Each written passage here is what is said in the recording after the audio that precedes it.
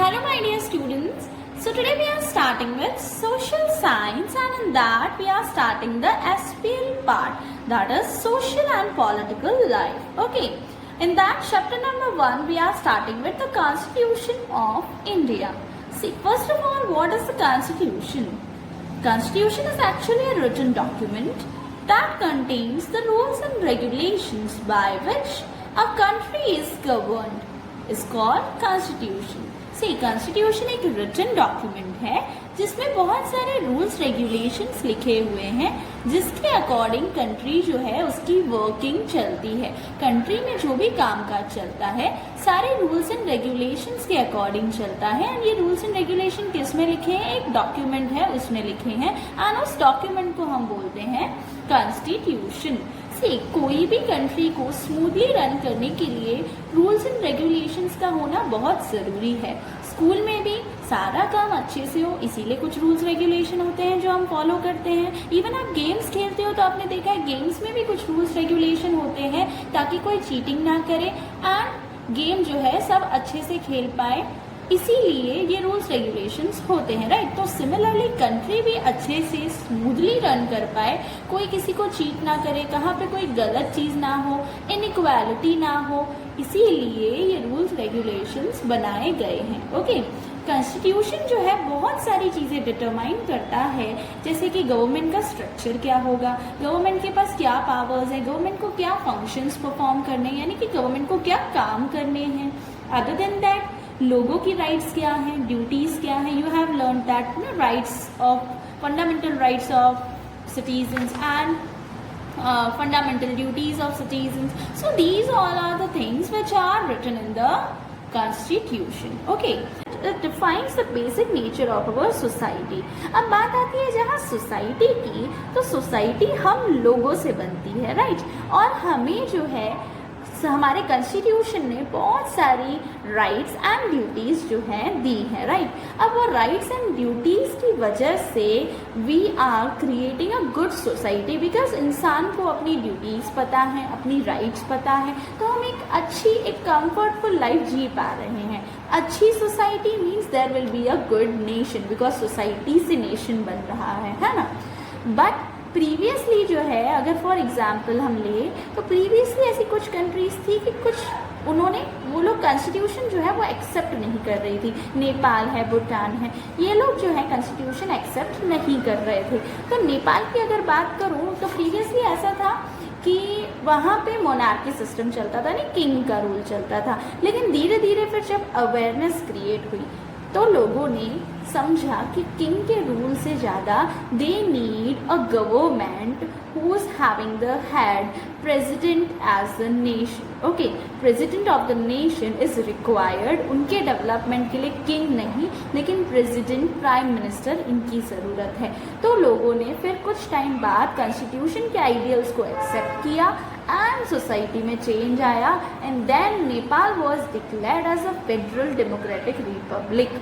Okay, so इसी तरह से काफ़ी ऐसी कंट्रीज थी जो पहले एक्सेप्ट नहीं कर रही थी लेकिन बाद में धीरे धीरे they develop and society developed. Okay, अब अगर मैं बात करूँ सेकंड पॉइंट की, तो कॉन्स्टिट्यूशन जो है वो कंट्री के पॉलिटिकल सिस्टम का नेचर भी डिस्क्राइब करता है। इन द सेंस कॉन्स्टिट्यूशन जो है it provides many guidelines for the selection of representatives, distribution of the power. Like constitution में ऑलरेडी ये लिखा है कि कौन सी गवर्नमेंट के क्या पावर्स हैं, क्या करना है उन्हें। लाइक स्टेट गवर्नमेंट के अलग काम है, उनके फंक्शंस अलग होते हैं, सेंट्रल गवर्नमेंट के अलग फंक्शंस होते हैं, कौन से मैटर्स किसके अंडर में आएंगे वो लिखा है, पूरा लॉ सिस्टम के बारे में लिखा है।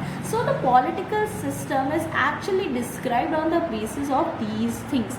अदर देन दैट ये चीज़ का भी ध्यान रखा जाता है कि कोई भी ऑफिशियल अपनी अथॉरिटी का मिसयूज़ ना करे, अपने पावर का मिसयूज़ ना करे। ओके, जैसे कि इंडियन कॉन्स्टिट्यूशन की अगर मैं बात करूँ तो उसमें हमारे पास फंडामेंटल राइट्स हैं, जिसमें एक राइट ऐसी भी है कि सिटीजन्स को कोई भी गवर्नमेंट ऑफिशियल का, अगर कोई भी गवर्नमेंट ऑफिशियल अपनी अथॉरिटी का मिसयूज़ करता है उसके रिलेटेड उसको प्रोटेक्शन दिया हुआ है।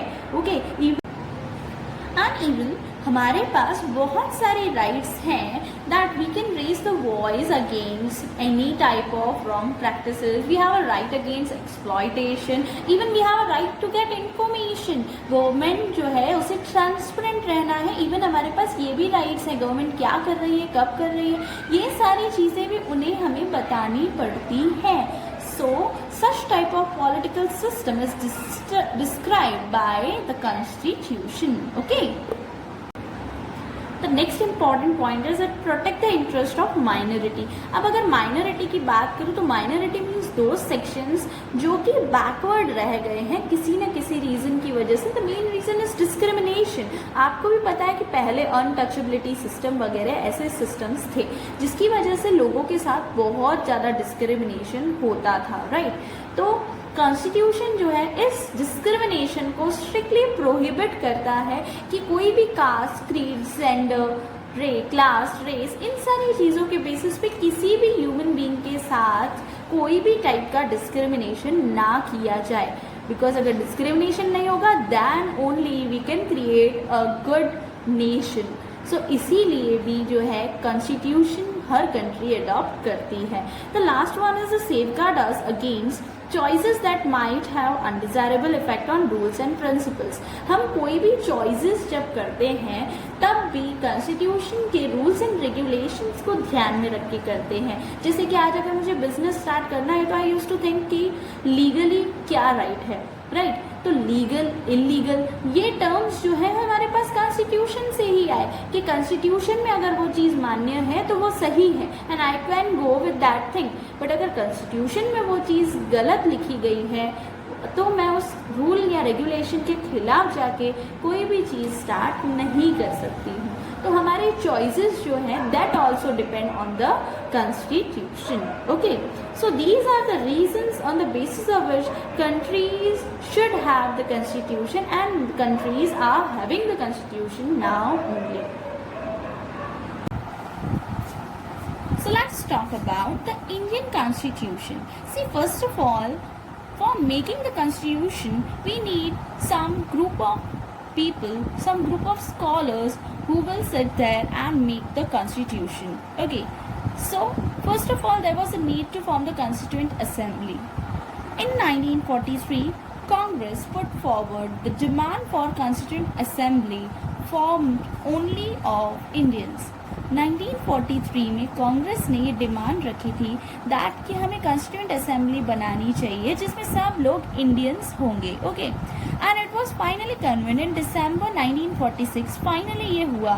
कब हुआ? दिसंबर 1946 में हमने कॉन्स्टिट्यूएंट असेंबली बनाई एंड उसके प्रेसिडेंट जो है हमने किन्हें बना दिया? डॉक्टर राजेंद्र प्रसाद को. ओके, अब दिसंबर 1946 जब से हमारी कॉन्स्टिट्यूएंट असेंबली बनी तब से लेकर नवंबर 1949 तक 300 मेंबर्स थे जो रोज मिलते थे एंड ये कॉन्स्टिट्यूशन जो है वो ड्राफ्ट करते थे. So you can see that कि हमारा कॉन्स्टिट्यूशन बनाने में एक तो बहुत ही लॉन्ग टाइम लगा एज वेल एज उसके पीछे 300 मेंबर्स की हार्डवर्क जो है वो छुपा हुआ है. Doctor B.R. अम्बेडकर, जिन्हें हम फादर ऑफ इंडियन कॉन्स्टिट्यूशन कहते हैं, actually he was the chairman of this drafting committee. Okay, actually what time was taken by them to make the constitution that was 2 years 11 months and 17 days. इतना time जो है constitution को बनाने में लगा था. That was 2 years 11 months 17 days. Okay, this can be asked for the 1 mark question. And finally, इतने time के हार्डवर्क के बाद our constitution get approved on 26 November 1949. Okay, finally हमारा constitution इस डेट पे अप्रूव हो गया. So, our next topic is features of the Indian Constitution. See, first of all, we have seen that our constitution got ready on 26 November 1949. Now we have to see that our constitution came into effect on 26 January 1950. Okay, जो हम as a Republic Day celebrate करते हैं, उस दिन हमारा constitution finally force में आया था. यानी उस दिन से constitution लागू हुआ था, ठीक है, बन तो पहले ही गया था लेकिन फाइनली इम्प्लीमेंट कब से हुआ, 26 जनवरी 1950 से, okay. Our constitution is considered as the longest constitution in the world. World का सबसे बड़ा constitution जो है हमारा constitution माना जाता है. Constitution begins with the preamble that states the ideals which act as guidelines for the policy makers. Constitution जो है उसकी स्टार्टिंग में प्रियम्बल है, it's like a introductory part, okay, जिसमें कुछ आइडियल्स बताए हुए हैं एंड वो आइडियल्स जो हैं पॉलिसी मेकर्स के लिए एक तरह से गाइडलाइंस का काम करते हैं. बिकॉज कोई भी पॉलिसी मेकर को अगर कोई भी पर्टिकुलर चीज के रिलेटेड पॉलिसी बनानी है तो ऑब्वियस सी बात है कि वो इतना बड़ा कॉन्स्टिट्यूशन तो पढ़ने नहीं बैठेगा ना, वो उस पर्टिकुलर पॉइंट के रिलेटेड आइडियल जो है वो अच्छे से रीड कर लेगा and on the basis of that he will be able to make the policy, okay. So कुछ आइडियल्स जो प्रियम्बल में दिए हुए हैं that we have to see the first one is federalism, next is parliamentary form of government, separation of power, fundamental rights, directive principles of state policy and secularism. See, all these ideals we have to study in depth, okay? Now see the first one, federalism. See, in this our government is already divided into two levels, right? One is central government and state government, okay? So both the governments are getting their separate powers, their separate functions. दोनों को अपने अपने functions, अपनी अपनी authority powers अलग से allot किए हुए हैं constitution में, okay? Mainly constitution contain three lists. First one is union list, state list and concurrent list. Union list contain the matters related to the national importance. National importance related जो matters हैं वो union list में है और ये सारे matters को कौन handle करता है? Central government, okay. State list, it contains the matters related to state, so these matters will be handled by whom? State government.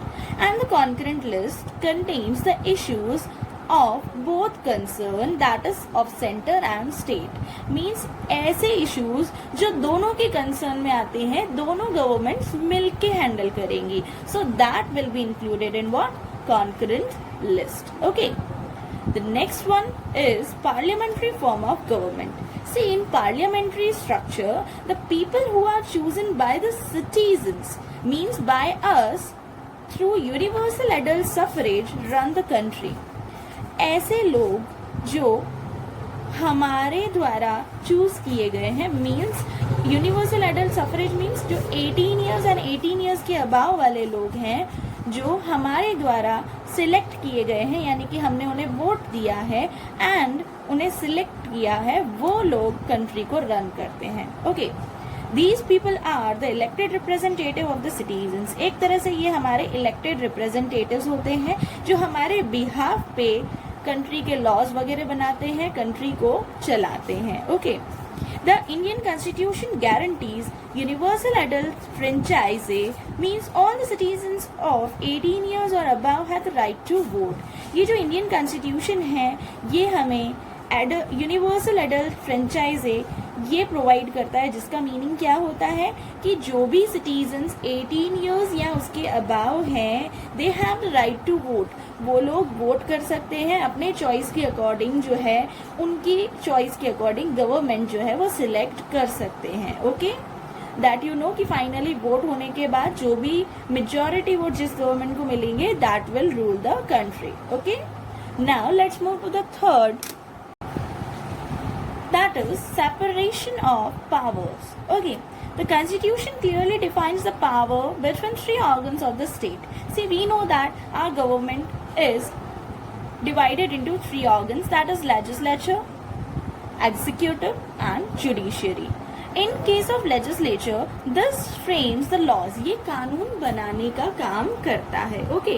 And executive, it implements the rules and regulations. जो भी laws, rules, regulation legislature ने बनाए हैं उसको implement करवाने का काम जो है वो किसका है? एग्जीक्यूटिव का। ओके, अगर ये इम्प्लीमेंट नहीं करवा पाता तो he will be answerable to the legislature कि ये लोग जो हैं कानून जो भी बनाए गए थे वो इम्प्लीमेंट क्यों नहीं करवा पा रहे। ओके, क्या लॉज में कुछ प्रॉब्लम है एंड ऑल। एंड फिर आता है judiciary. Okay, judiciary protect the interest of the people and prevent the breach of rules. ये लोगों का इंटरेस्ट प्रिवेंट करता है एंड ध्यान रखता है कि कोई भी कानून ना तोड़े।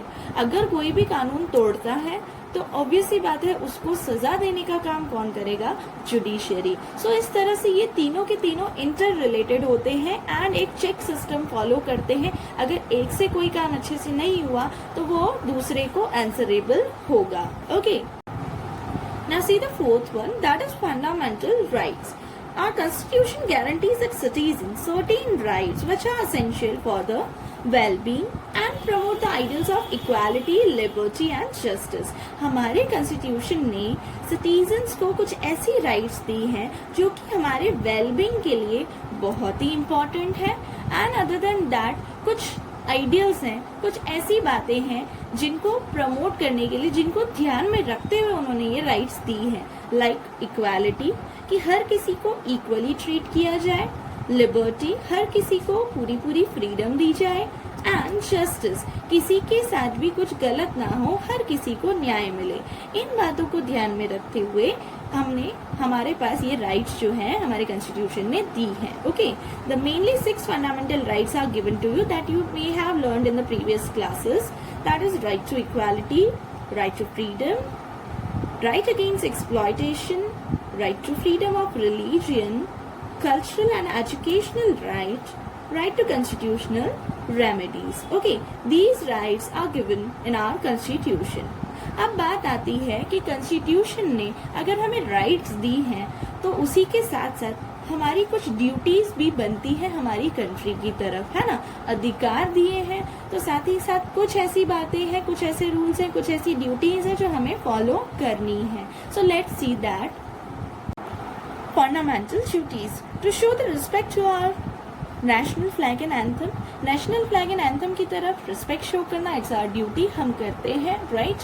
हम लोग अटेंशन पोजीशन में खड़े होते हैं at the time of singing the national anthem. Give regard and preserve our natural and cultural heritage. हमारा जो नेचुरल एंड कल्चरल हेरिटेज है वी शुड प्रिजर्व दैट, हमें उसे डिस्ट्रॉय नहीं करना है और उसकी रिस्पेक्ट करनी है। प्रमोट पीस एंड हार्मोनी, हमें एक पीसफुल एटमोसफियर बनाए रखना है, शांति एंड हार्मोनियस नेचर होना चाहिए। आसपास में भी हमें ज़्यादा किसी से झगड़ा नहीं करना है, कोई भी ऐसी चीज़ नहीं करनी है जिससे हार्मोनियस एटमोसफियर बिगड़े। Okay, uphold principle of sovereignty, unity and honesty. Now what is this? Actually this means the supreme authority. Okay, supreme power, supreme authority, जो भी चीजें कही जाती हैं उनके द्वारा हमें माननी है। सबसे बड़ा तो सुप्रीम पावर जो है वो है हमारा constitution, right. That we have to follow, constitution की लिखी बातें, आइडियल्स हमें फॉलो करने हैं। हमें ध्यान रखना है कि हम ऐसी कोई भी चीज ना करें जिससे हमारी कंट्री की यूनिटी पे बात आ पड़े, और दूसरी चीज हमें सारा काम ऑनेस्टली करना है, हमें अपनी कंट्री को किसी भी तरह से चीट नहीं करना है। Safeguard public property, it's also our duty कि हम पब्लिक प्रॉपर्टी जो यूज कर रहे हैं उसको सेफ रखें, उसको किसी भी तरह से डिस्ट्रॉय ना करें। Okay, develop scientific temper and spirit of inquiry, it's also our duty कि हम एक साइंटिफिक टेम्पर डेवलप करें। मीन्स हमारी थिंकिंग जो है वो लॉजिकल एंड साइंटिफिक थिंकिंग होनी चाहिए। सुपरस्टिशंस में हम बिलीव ना करें, ठीक है। पुराने रीति रिवाज, ये सारी चीज़ें जो हैं इनके लॉजिक समझे, अगर उनका कोई सही लॉजिक है then only we should follow, otherwise हमें लॉजिकल थिंकिंग रखनी चाहिए। And spirit of inquiry means what, कि नॉलेज जो है, न्यू नॉलेज हमें ग्रैब करनी चाहिए, नॉलेज अपग्रेड करनी चाहिए। जैसे जैसे चेंजेस आ रहे हैं we should accept those changes, okay, ना कि हमें उन्हें अपोज करना चाहिए। हमें समझना चाहिए, सोचना चाहिए एंड देन हमें चीज़ों को एक्सेप्ट करना चाहिए। Okay, the next one is director principles of state policy. Okay, see, these are the guidelines that help the government in transforming the ideals, highlighted in the constitution into laws. अब we know that कि constitution में कुछ ideals हैं, right? उन ideals को laws में convert करने के लिए ये जो directive principle of state policies है वो guidelines provide करती हैं, जो guidelines government को help करती हैं इन ideals को किस में कन्वर्ट करना, लॉज में कन्वर्ट करने के लिए, ओके। और ये सारी जो आइडियल्स हैं ये एक तरह से प्रमोट करते हैं सोशल इकोनॉमिक जस्टिस की, सोशल इकोनॉमिक जस्टिस हो इस बात को ध्यान में रखते हुए गवर्नमेंट लॉज बनाए। स्ट्रेंथन द डेमोक्रेटिक सिस्टम, हमारा डेमोक्रेटिक सिस्टम जो है वो स्ट्रेंथन होना चाहिए। गवर्नमेंट ने जो है ऐसे लॉज वगैरह बनाए हैं कि हर किसी को वोट करने का राइट है, कोई डिस्क्रिमिनेशन नहीं है, हर क्लास का पर्सन, मिडिल क्लास है, लोअर क्लास है, कोई भी है, दे कैन वोट, राइट। ऐसे बहुत सारे लॉज हैं जो डेमोक्रेटिक सिस्टम को और स्ट्रॉन्ग बनाने के लिए बनाए गए हैं। Other than that, safeguard our heritage, हम अपने हेरिटेज को सेफ रखें। Help in maintaining peaceful relation with our neighbouring countries, ऐसे लॉज भी गवर्नमेंट ने बनाए हैं जो कि नेबरिंग कंट्रीज के साथ हमारे पीसफुल रिलेशंस रहें, उस चीज़ को भी ध्यान में रख के गवर्नमेंट ने लॉज बनाए हैं। So these are some ideals जिनको ध्यान में रखते हुए गवर्नमेंट ने लॉज बनाए हैं, एंड उसके लिए गाइडलाइंस उन्हें कहाँ से मिली है, from the directive principles of state policy, okay. Next one is secularism. Secularism actually does not support any particular religion. Okay, हमारी कंट्री कोई भी एक पर्टिकुलर रिलीजियन को सपोर्ट नहीं करती। जैसे आपने देखा होगा तो ऐसा नहीं है कि इंडिया में सिर्फ हिंदूज हैं, नहीं, हमारे यहाँ हर कास्ट के लोग हैं, हर रिलीजन के लोग हैं, हिंदूज, मुस्लिम्स, ईसाई, क्रिश्चियंस, दैट इज मीन्स सारे जो हैं रिलीजन्स हमारे यहाँ पे हैं, and treat all religions alike, और हम हर रिलीजन को सेम वे से ट्रीट करते हैं, किसी को भी छोटा बड़ा या गलत तरीके से डिस्क्रिमिनेशन के साथ ट्रीट नहीं करते। तो word secularism was included by an amendment to the constitution in 1976। Constitution में अमेंडमेंट हुआ था, अमेंडमेंट मीन्स चेंज करना या कुछ ऐड करना, ओके। तो 1976 में ये जो सेक्युलरिज्म का कंसेप्ट है ये कॉन्स्टिट्यूशन में ऐड किया गया था, ओके। एंड ये कंसेप्ट जो है it states that people are free to practise and propagate any religion of their choice. इस कंसेप्ट के अकॉर्डिंग जो भी लोग हैं वो कोई भी रिलीजन फॉलो कर सकते हैं, किसी के ऊपर भी कोई दबाव नहीं है कि अगर वो हिंदू फैमिली से बिलोंग करता है या उसमें उसका बर्थ हुआ है तो वो वही रिलीजन फॉलो करे। No, it's not like that, ऐसा कोई भी रूल नहीं है। आज अगर मुझे मुस्लिम रिलीजन पसंद है तो I can follow that also, Christian religion पसंद है तो I can follow that also, okay. So that is about the secularism. I hope the whole concept is clear to you, okay? So this was about the ideals which are mentioned in the preamble, okay? So here your chapter is complete. Actually this chapter was very small, that's why we have completed in the one video only, okay?